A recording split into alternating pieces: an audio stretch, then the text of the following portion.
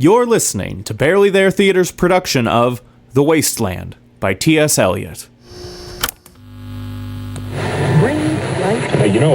Jody Magnet.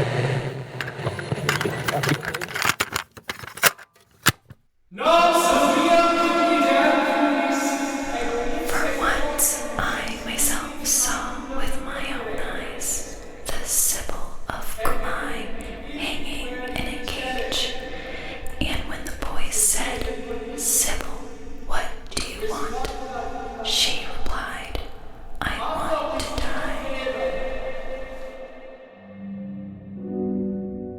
For Ezra Pound. El Miglior Fabbro. The Best Blacksmith.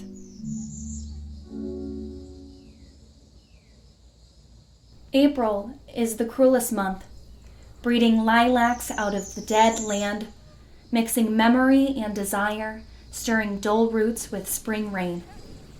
Winter kept us warm, covering earth in forgetful snow, feeding a little life with dried tubers. Summer surprised us, coming over the Starnbergersee with a shower of rain. We stopped in the colonnade and went on in sunlight into the Hofgarten and drank coffee and talked for an hour. Bin gar keine Russen stam aus Leuten es Deutsch. And when we were children staying at the Archduke's, my cousin's, he took me out on a sled and I was frightened. He said, Marie! Marie! Hold on tight! And down we went. In the mountains, there you feel free. I read much of the night and go south in the winter. What are the roots that clutch? What branches grow out of this stony rubbish? Son of man, you cannot say or guess, for you know only a heap of broken images where the sun beats and the dead tree gives no shelter, the cricket no relief, and the dry stone no sound of water. Only there is a shadow under this red rock.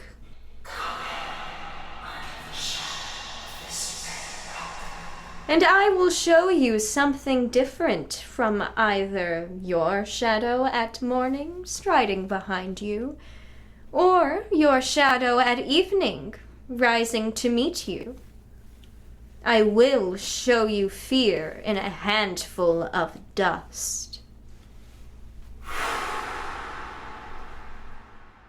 Verschweite Wein, der einst so, mein Irish kind, wo weißt du? You gave me Hyacinth first a year ago. They called me Hyacinth Girl. Yet, when we came back late from the Hyacinth Garden, your arms full and your hair wet, I could not speak, and my eyes failed. I was neither living nor dead, and I knew nothing, looking into the heart of light, the silence. Oi und leer das Meer. Madame Sosostris, famous clairvoyant, had a bad cold, nevertheless is known to be the wisest woman in Europe, with a wicked pack of cards. "Here," said she, "is your card, the drowned Phoenician sailor. Those are pearls that were his eyes. Look, here is Belladonna, the lady of the rocks, the lady of situations. Here is the man with 3 staves, and here the wheel, and here is the one-eyed merchant. And this card, which is blank, is something he carries on his back, which I am forbidden to see. I I do not find the hanged man. Fear death by water. I see crowds of people walking round in a ring. Thank you. If you see dear Mrs. Equitone, tell her I bring the horoscope myself. One must be so careful these days. Unreal city. Under the brown fog of a winter dawn, a crowd flowed over London Bridge, so many. I had not thought death had undone so many. Sighs, short and infrequent, were exhaled. And each man fixed his eyes before his feet. Flowed up the hill and down King William Street to where St. Mary Woolnoth kept the hours with a dead sound on the final stroke of 9. There I saw one I knew and stopped him, crying, "Stetson! You who were with me in the ships at Mylay! That corpse you planted last year in your garden, has it begun to sprout? Will it bloom this year? Or has the sudden frost disturbed its bed? Oh, keep the dog far hence, that's friend to men, or with his nails he'll dig it up again." You, hypocrite lecteur, mon semblable, mon frère. The chair she sat in, like a burnished throne, glowed on the marble where the glass, held up by standards wrought with fruited vines, from which a golden cupidon peeped out, another hid behind his wing, doubled the flames of the 7-branched candelabra, reflected light upon the table as the glitter of her jewel rose to meet it. From satin cases poured in rich profusion, in vials of ivory and colored glass, unstoppered, lurked her strange synthetic perfumes, unguent, powdered, or liquid troubled, confused and drowned the scents in odors stirred by the air that freshened from the window. These ascended in fattening the prolonged candle flames, flung their smoke into the laquaria, stirring the pattern in the coffered ceiling. Huge seawood, fed with copper, burned green and orange, framed by the colored stone in which sad light a carved dolphin swam. Above the antique mantle was displayed, as though a window gave upon the sylvan scene, the change of Philomel by the barbarous king so rudely forced. Yet the nightingale filled all the deserts with inviolable voice, and still she cried, and still the world pursues. Tut, tut! To dirty ears. And other withered stumps of time were told upon the walls, staring, leaned out, leaning, hushing the room enclosed. Footsteps shuffled on the stair, under the firelight, under the brush, her hair spread out in fiery points, clawed into words, then would be savagely still. My nerves are bad tonight. Yes, bad. Stay with me. Speak to me. Why do you never speak? Speak. What are you thinking of? What thinking? What? I never know what you are thinking. Think. I think we are in Rat Alley, where the dead men lost their bones. What is that noise? The wind under the door. What is that noise now? What is the wind doing? Nothing! Again, nothing. Do you know nothing? Do you see nothing? Do you remember nothing? I remember. Those are pearls that were his eyes. Are you alive or not? Is there nothing in your head? But... Oh,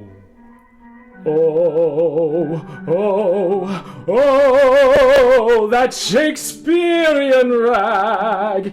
It's so elegant, so intelligent. What shall I do now? What shall I do? I shall run out as I am and walk the street with my hair down. So, what shall we do tomorrow? What shall we ever do? Hot water at 10. And if it rains, a closed car at 4. And we shall play a game of chess, pressing lidless eyes and waiting for a knock upon the door. When Nell's husband got demobbed, I said, I didn't mince me words. I said to herself, hurry up, please, it's time. Now Albert's coming back, make yourself a bit smart. He'll want to know what you done with that money he gave you to get yourself some teeth. He did, I was there. You have them all out, Lynn, and I get a nice set, he said, I swear. I can't bear to look at you. And no more can I said. And think of poor Albert. Oh, he's been in the army 4 years. He wants a good time. And if you don't give it to him, there's others will, I say. Oh, is there, she said, something, oh, that I said. Then I'll know who to thank, she said. And give me a straight look. Hurry up, please, it's time. If you don't like it, you can get on with it, I said. Others can pick and choose if you can't. But if Albert makes off, it won't be for lack of telling. Oh, you ought to be ashamed, I said, to look so antique. And her only 31. I can't help it, she said, pulling a long face. It's them pills I took to bring it off, she said. She's had 5 already and nearly died of young George. The chemist said it would be all right, but I've never been the same. You're a proper fool, I said. Well, if Albert won't leave you alone, there it is, I said. What you get married for if you don't want children? Now hurry up, please! It's time! Oh. Well, that Sunday Albert was home. They had a hot gammon. Oh, and they asked me in to dinner to get the beauty of it hot. Hurry up, please! It's time! Hurry up, please! It's time! Good night, Bill. Good night. Oh, good night, Bill. Good night, Meg. Good night. Good night. Good night. Yes, yes. Good night, ladies. Good night, sweet ladies. Good night. Good night.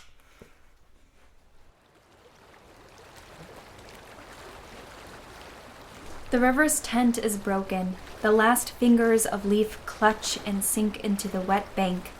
The wind crosses the brown land unheard. The nymphs are departed.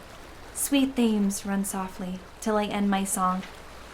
The river bears no empty bottles, sandwich papers, silk handkerchiefs, cardboard boxes, cigarette ends, or other testimony of summer nights. The nymphs are departed, and their friends, the loitering heirs of the city directors, departed, have left no addresses. By the waters of Leman I sat down and wept. Sweet themes run softly till I end my song. Sweet themes run softly, for I speak not loud or long. But at my back, in a cold blast, I hear the rattle of bones and chuckles spread from ear to ear. A rat crept softly through the vegetation, dragging its slimy belly on the bank.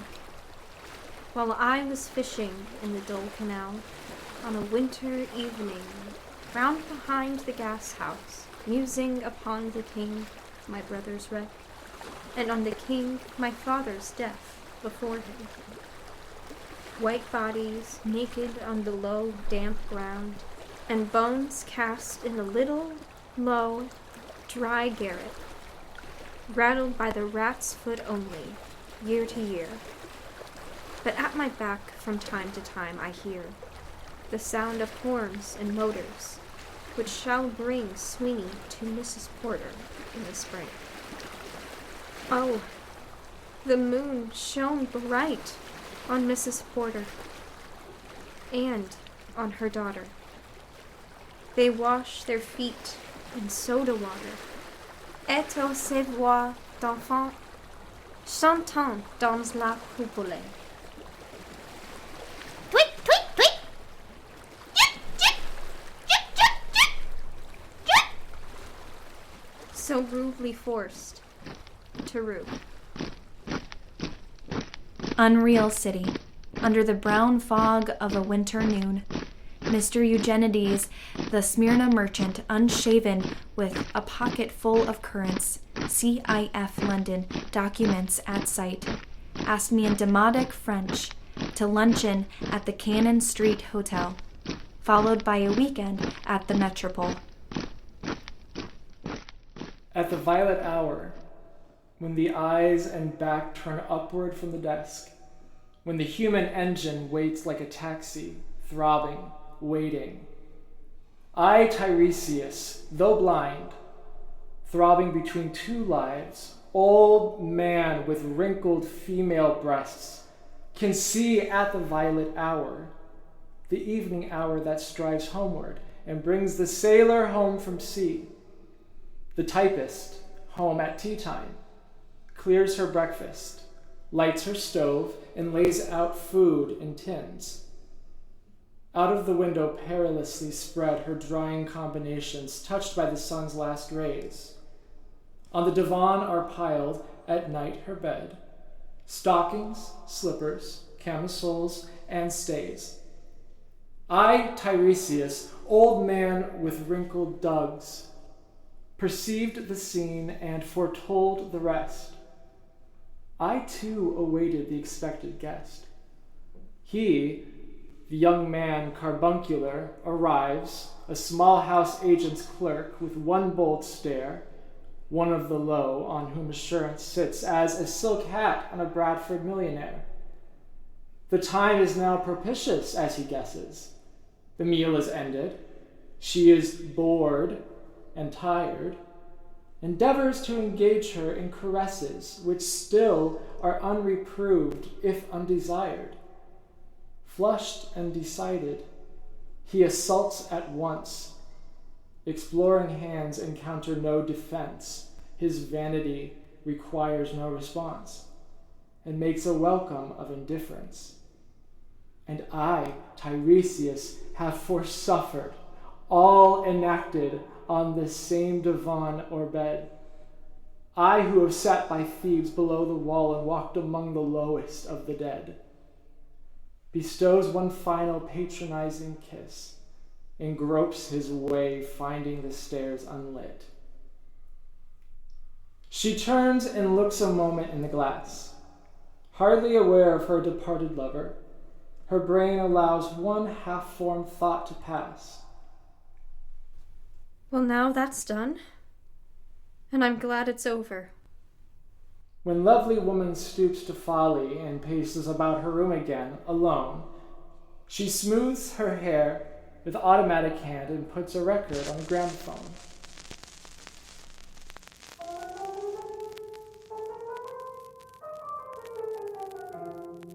This music crept by me upon the waters. And along the Strand, up Queen Victoria Street.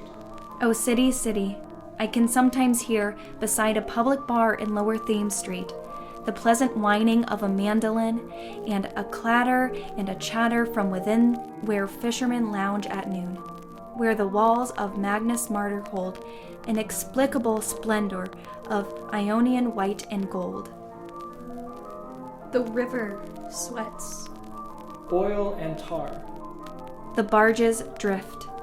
With the turning tide. Red sails. Wide.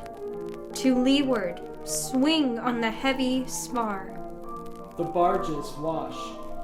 Drifting logs. Down Greenwich Reach. Past the Isle of Dogs.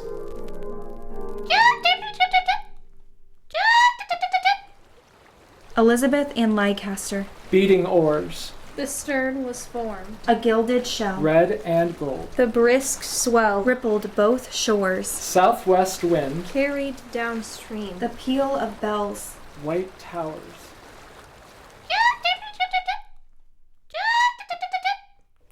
Trams and dusty trees. Highbury bore me. Richmond and Kew undid me. By Richmond I raised my knees, supine on the floor of a narrow canoe. My feet are at Moorgate, and my heart under my feet. After the event, he wept. He promised a new start. I made no comment. What should I resent? On Margaret Sands, I can connect nothing with nothing. The broken fingernails of dirty hands. My people, humble people who expect nothing. To Carthage, then I came, burning, burning, burning, burning. O Lord, thou pluckest me out. O Lord, thou pluckest. Burning. Phlebas the Phoenician, a fortnight dead, forgot the cry of gulls and the deep sea's swell, and the profit and loss. A current under sea. Picked his bones in whispers as he rose and fell. He passed the stages of his age and youth entering the whirlpool. Gentile or Jew? O you who turn the wheel and look to windward, consider Phlebas, who was once handsome and tall as you. After the torchlight, red on sweaty faces. After the frosty silence in the gardens. After the agony in stony places. The shouting and the crying, prison and palace, and reverberation of thunder of spring over distant mountains. He who was living is now dead. We who were living are now dying. With a little patience. Here is no water, but only rock. Rock and no water and the sandy road. The road winding above among the mountains. Which are mountains of rock without water. If there were water, we should stop and drink. Amongst the rock, one cannot stop or think. Sweat is dry, and feet are in the sand. If there were only water amongst the rock, dead mountain mouth of carious teeth that cannot spit. Here one can neither stand nor lie nor sit. There is not even silence in the mountains, but dry, sterile thunder without rain. There is not even solitude in the mountains, but red, sullen faces sneer and snarl from doors of mud-cracked houses. If there were water and no rock. If there were rock and also water. And water. A spring. A pool among the rock. If there were the sound of water only, not the cicada, and dry grass singing, a sound of water over a rock, where the hermit thrush sings in the pine trees. Drip, drop, drip, drop, drop, drop, drop. But there is no water. Who is the third who always walks beside you? When I count, there are only you and I together, but when I look ahead up the white road, there is always another one walking beside you, gliding, wrapped in a brown mantle, hooded. I do not know whether a man or a woman, but who is that one on the other side of you? What is that sound high in the air? Murmur of maternal lamentation? Who are those hooded hordes swarming over endless plains, stumbling in cracked earth, ringed by the flat horizon only? What is the city over the mountains, cracks and reforms and bursts in the violet air? Falling towers, Jerusalem, Athens, Alexandria, Vienna, London, unreal. A woman drew her long black hair out tight and fiddled whisper music on those strings. And bats with baby faces in the violet light whistled and beat their wings and crawled head downward down a blackened wall, and upside down in air were towers, tolling reminiscent bells that kept the hours and voices singing out of empty cisterns and exhausted wells. In this decayed hole among the mountains, in the faint moonlight, the grass is singing over the tumbled graves about the chapel. There is the empty chapel, only the wind's home. It has no windows, and the door swings. Dry bones can harm no one. Only a cock stood on the roof tree. Cuckoo! Cuckoo! Cuckoo! Cuckoo!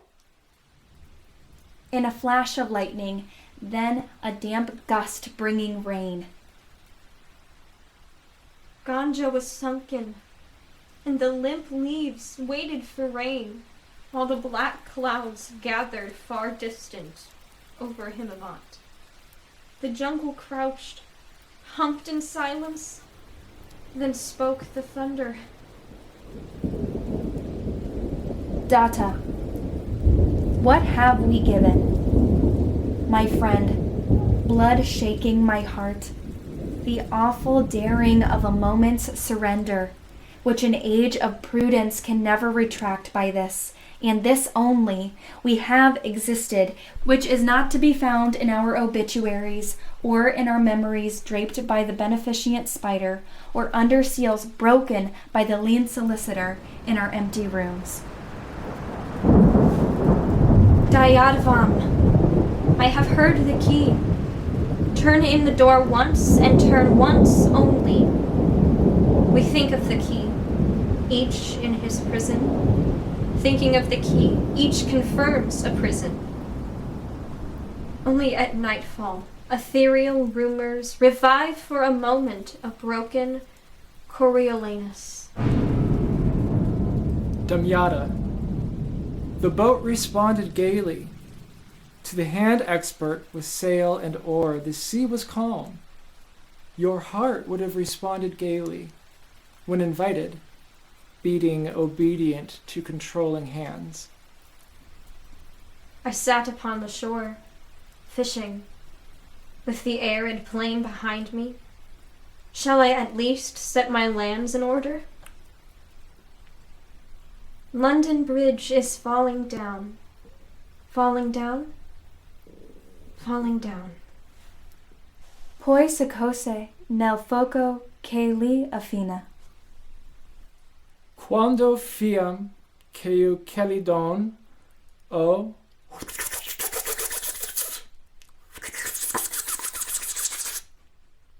Swallow, swallow. Le prince d'Aquitaine, à la tour aboliée. These fragments I have shored against my ruins. Why then I'll fight you. Hieronymo's mad again. Data. Dayadvam. Damyata. Shanti. Shanti.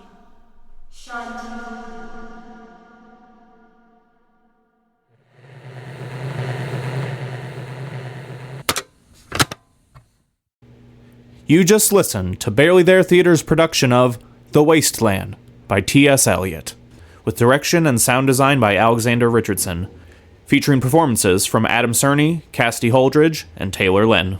Be sure to subscribe and listen to our upcoming rehearsals and audio plays. Once again, thanks for listening to Barely There Theater.